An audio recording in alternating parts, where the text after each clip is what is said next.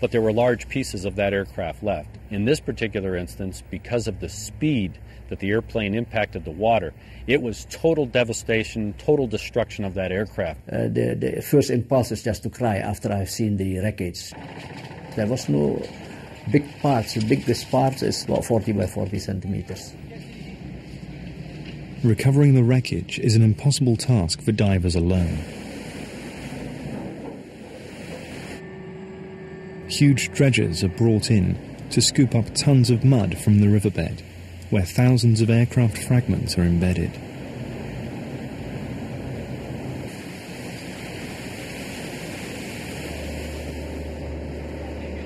Any one of these fragments could hold vital clues.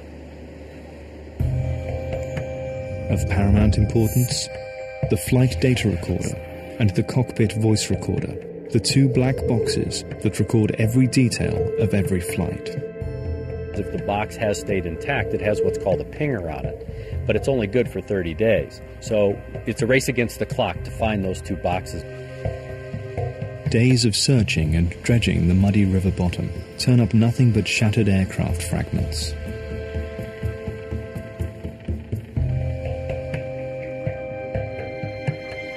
But on the fifth day after the crash, as divers grope their way through the mud-filled water, the first breakthrough. The flight data recorder box is found.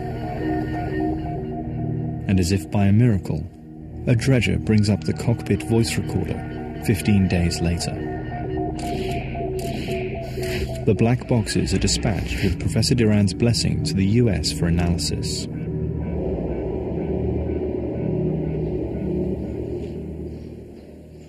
Meanwhile, the job of identifying and assembling the fragments continues. 73% of the plane's wreckage is recovered and is yielding vital information to investigators. Some will suggest that this was the path of Silkair.185 as it left normal flight. In the space of just 4 seconds, it flips onto its back. Inverted, it cannot maintain altitude and begins its plunge, corkscrewing towards the ground. As the plane approaches the speed of sound, fragments of the tail and wings are torn off.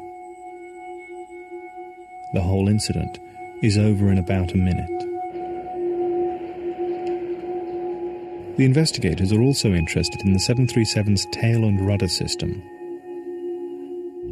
In particular, the component at the heart of the rudder assembly.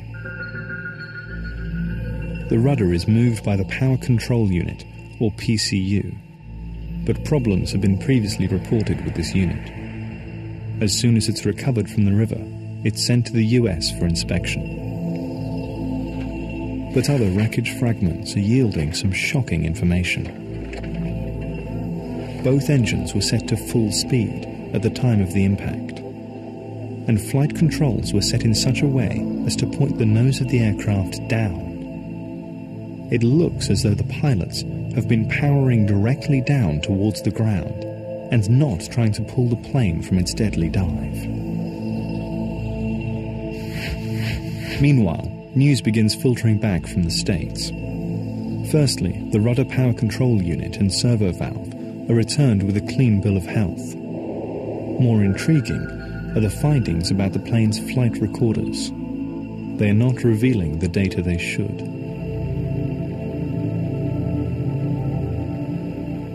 The experts have found that the cockpit voice recorder stopped recording about 8 minutes before the crash, and the flight data recorder stopped 6 minutes later.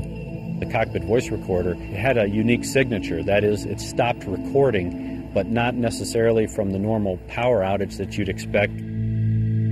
It was that the circuit breaker, the power had actually been removed from the box itself. I remember sitting at the NTSB headquarters when it became apparent that the power to the recorder failed. And I was the new boy there, and I asked the question. I said, does this happen very often? One of them said to me, no. He said, this has never happened. This is bizarre. Now we have to consider pilot suicide. The investigators are reluctantly drawn towards the unthinkable. Pilot error is always one of the primary areas of crash investigation, but what is unfolding here is the chilling possibility that Captain Sue deliberately crashed Flight 185.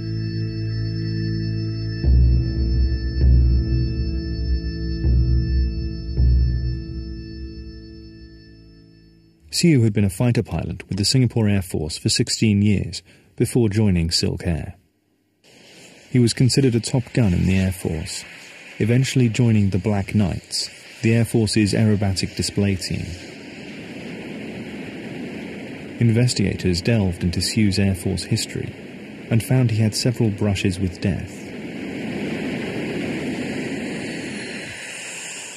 Reaching the rank of Major, Sue decided that civil aviation offered him the chance to keep flying and spend more time with his family. Quite a few military pilots are task-oriented, and sometimes they have difficulty moving into civil aviation where safety is much more paramount, but I didn't see any problems like that with Sue. Sue Wei Ming left the Air Force in 1992 for Silkair, where he was fast-tracked into the captain's seat and then later promoted to instructor pilot. But he ran into professional problems just months before the crash. Silkair questioned Sue about an unorthodox landing. Shortly after this incident, he turned off a cockpit voice recorder, but switched it on again before takeoff at the first officer's insistence. Captain Sue was reprimanded by Silkair and demoted from his instructor's position.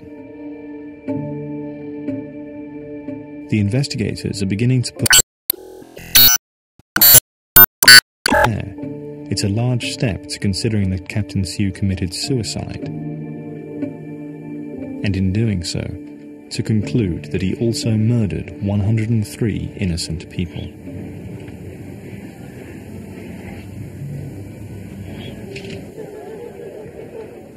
The families of the victims returned to Indonesia for a funeral service. The coffins are symbolic. They are being buried empty, as virtually no body parts could be recovered from the river. The grief of the relatives is a palpable reminder for the investigators.